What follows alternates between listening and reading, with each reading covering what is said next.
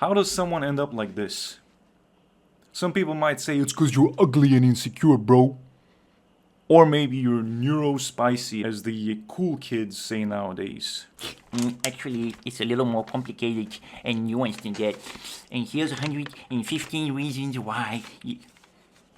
Seriously. If you go looking for answers externally, there's a never-ending supply of online dictators dictating to you, this is what you're like. But I can fix you. Just join my eDaddy cult for only $666. There's also overly complicated explanations, of course, by online philosophers and experts making podcasts and dry 10 reasons why videos on genes and the environment and nuance. So I just stopped listening to and tattooing my brain with other people's ideas, and I look within. If you clicked on this video, you already instinctively know why you relate to the title. I'm not here to make up your mind for you. I'm here to share a story because when I was growing up, no one was sharing theirs. So I had to figure it all out on my own. There was no one around to give me tough love or introduce reasons that I had never thought of. I was in analysis paralysis for the longest time because I just never really had any struggles. Never had to work, never had to study, never had responsibilities.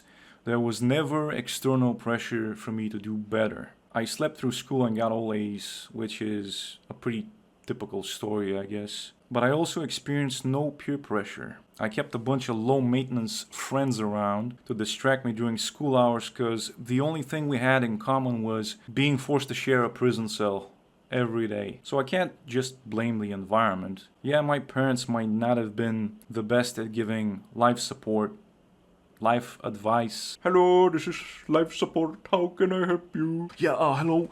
My parents didn't give me hugs when I was a kid, so I became a YouTuber. I'd go to my dad for advice with a life problem and he'd be like, what do you want me to do about it? Or my mom would just stonewall and be like, get over it. They did provide life support in terms of money, food, a roof over my head, compensated by being more vigilant about my physical state. Did you eat? What'd you eat today? Did you sleep? I mean, they tried their best. They were in their early 20s when they had me. They were literal kids. They weren't plotting my demise like, yeah, I'm gonna mess up my kid real bad. Got the sickest idea to make sure he doesn't take care of us when we're old and sick. Society expected them to marry and have children. They felt like they had to. And look where it got them. A man-child who talks to his phone in funny voices for a crowd of zero. For now, hopefully. So because they didn't have that freedom of choice, I guess, they made sure that I did. The pendulum swung to the other extreme and now it's up to me to make something of it. My point is that the environment is only part of the equation. Your temperament is another. How you react to the environment is the key. For instance, you can have a kid who has an absolutely nightmarish family life and still somehow makes it out okay. And another kid who gets told, wait, don't do this, don't do that. And the kid starts internalizing it like, it means that you can't do anything ever. 2 glass bottles fall, one breaks in the shape of a deadly weapon and the other one crumbles into dust or something. In my mind, I'd always felt like I was missing that magical chemical, the magical hormone that other people had that made them want to do things. Because I never cared about doing anything. I was always in a hurry to just fast forward life and finish the game. Never cared about having friends or a girlfriend, never felt lonely. Matter of fact, I was happiest when I was voluntarily homeless for half a year, squatting and dumpster diving while studying abroad, but that's another video. Closeness and intimacy have always been kind of like, stay away from me. So why start a YouTube channel? Your subscribers are gonna form parasocial relationships with you. That's the kind of people I actually tend to attract in real life with my aloofness. The anxiously attached people, or whatever you want to call them. I really hope I don't become one of those e-daddies. So yeah, for the most part, my experience do be having a very strong temperamental component, and my environment didn't help by not pushing me in a way that would break me properly. So what happens to people like me who don't move until there's real life pressure, until you start running out of time or life throws you a curveball and you get a health issue or you start losing your family. That's what I want to know. What's life like for someone like me in their 40s, in their 50s, and beyond?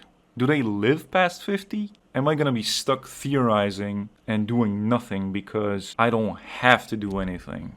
At 50? What's that look like? No skills at 50. Maybe with like a serious health issue, then your support network just gets rug pulled from underneath your feet. Not many people like that who share their story, so I'm gonna document it no matter what. Maybe I spiral back into alcoholism. Wouldn't that be great content? Just going on a month-long bender so I can more vividly describe the hellish experience of alcohol withdrawal. Relax, it's called method acting. So, what's gonna happen? Where will I be in 5 or 10 years? Living in my own log cabin in the woods right next to a stream somewhere, making slow living videos, or vlogging on life support at the hospital? Like and subscribe to find out. I'll keep you updated. I started drinking 15 years ago, not because I was depressed. Mine was a malaise of privilege, of being spoiled, unchallenged, and bored. I never had to develop character. I never had to go through anything difficult. But I had all this free time and monochromatic boredom to fill. So I started filling it with alcohol. A cheap and easy replacement for the natural highs and lows of just living life. So why the sudden change? Why start a channel now? Why make videos now? 'Cause I'm getting old. And I'm pressed for time. And I feel like that support network underneath me is slowly crumbling.